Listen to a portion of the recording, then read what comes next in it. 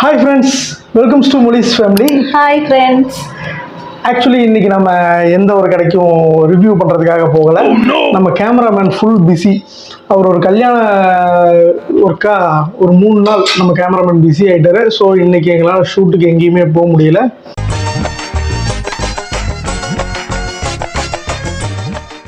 இன்னைக்கு இந்த வாரம் நம்ம என்ன பார்க்க போகிறோம் அப்படின்னா, ஆக்சுவலி ஃபஸ்ட்டு நம்ம வீடியோ போடும்போது போட்டிருந்தோம் தெரியுங்களா, சமையல் வீடியோ. அதுதான் இந்த வாரமும் நம்ம பண்ண போகிறோம்.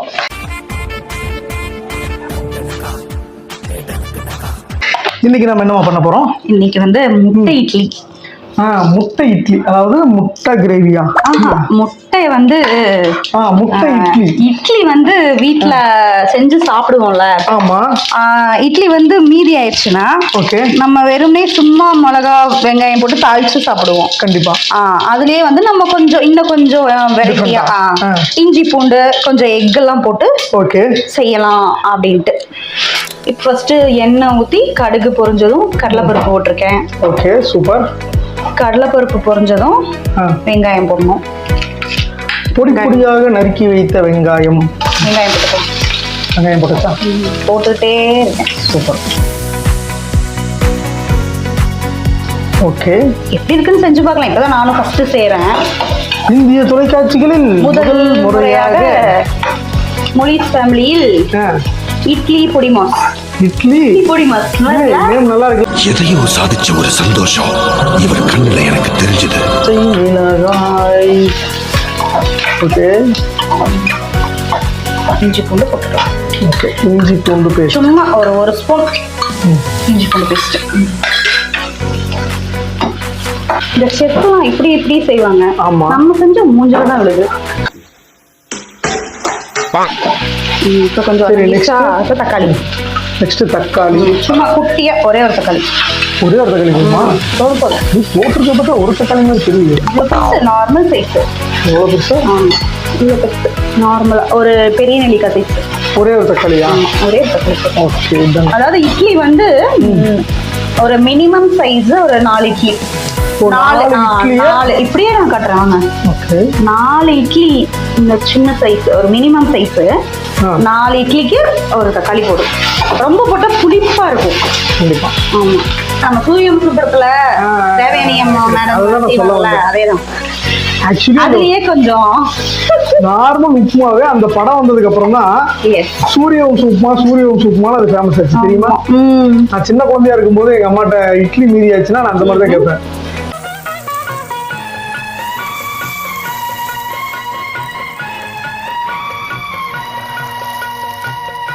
இவ்வளவு வேண்டாம், தேவையான இட்லியில உப்பு இருக்கும்ல, அதனால கொஞ்சமா போட்டுக்கலாம். இட்லியில கருவேப்பிலை போட்டுக்கலாம்.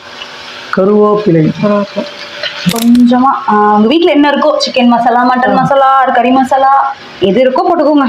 ஓகே. ஆமா, என்கிட்ட இன்னைக்கு மட்டன் மசாலா இருக்கு, ஸோ நான் அதை போட்டுட்டேன்.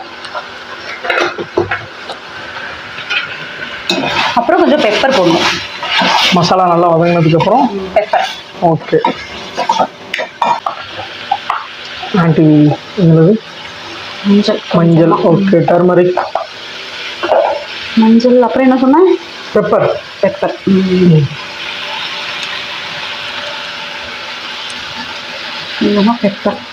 எல்லாம் நல்ல.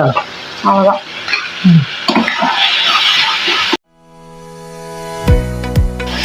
எனக்கு ஒரு ஆசை போகலாம், பெரிய தோசைக்கல் வாங்கி இந்த ஹோட்டல்ல எல்லாம் கொத்து பரோட்டா போடுறாங்கல்ல. ஆமா, அப்படியே அந்த டம்ளர் வச்சு கொத்து. ஆமா, அந்த மாதிரி செய்யணும்னா அதுக்கு நான் ஹோட்டல்ல தான் வேலை செஞ்சுரு கொத்து பரோட்டா டெய்லியும் போடலாம். வீட்டில் செய்யணும். வீட்டில் அந்த மாதிரி வீட்டில் செய்யணும். அதுக்கு ஹோட்டல்லே ஜாயின் பண்ணிக்கலாமா? அதுக்கு நீங்க என்ன சொல்லணும்னா, தெரியுமா, நான் அந்த தோசைக்கல் வாங்கி தரேன்னு சொல்லணும். தோசைக்கல்லுக்கு தான் இப்போ இவ்வளவு பிரச்சனையா? அவ்வளவுதான். சரி, ஓகே, தோசைக்கல் வாங்கிட்டா போச்சு. 3 எக்கு உடைச்சு ஊற்றிருக்காங்க. ஓகே, எக்கோட கருவை நான் கலைச்சிட்டேன். எக்கோட கருவை கலைச்சிட்டியா? இதுதான் தமிழ் நாடகமெல்லாம் அதிகம் பார்க்காதீங்க. என்ன வில்லி மாதிரி பேசுறேன். என்ன ஒரு கலர்!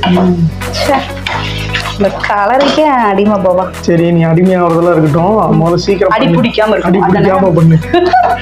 இன்னொரு டைமிங். சமையல் கட்டுக்கு ஒரு ஏசி போகணும். சமைக்கும் போது என்ன மேடம் சொன்னீங்க?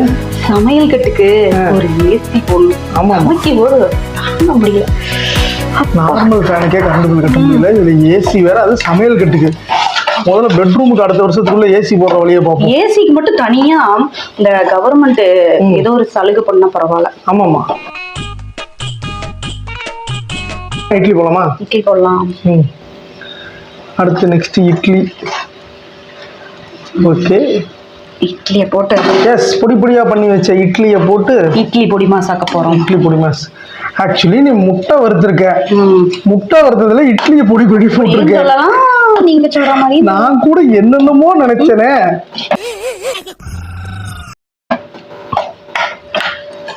ஹே கைஸ், இந்த வீடியோ பார்த்தீங்கன்னா உங்களுக்கு தெரிஞ்சிருக்கும்.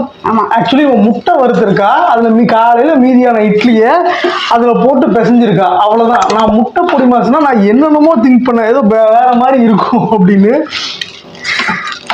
ஏதோ ஒன்று செய்யறேன்ல, டேஸ்ட் எப்படி இருக்குன்னு பார்ப்போம். ஆனால் இது புது ஐடியா தான், நல்லா என்னன்னு தெரியல, பார்க்கலாம். டேஸ்ட் எப்படி இருக்குன்னு பார்க்கலாம்.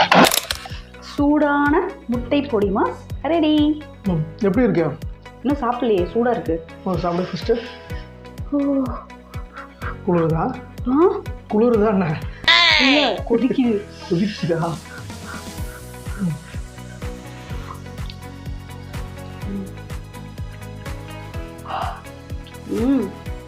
நல்லா இருக்கா? சூப்பரா, நானும் வரேன். சூப்பரா இருக்கு. ஹாய் கைஸ், எப்படி இருக்குன்னு டேஸ்ட் பார்க்கலாம். குடுமா சூடு கொதிக்குது. சூடா?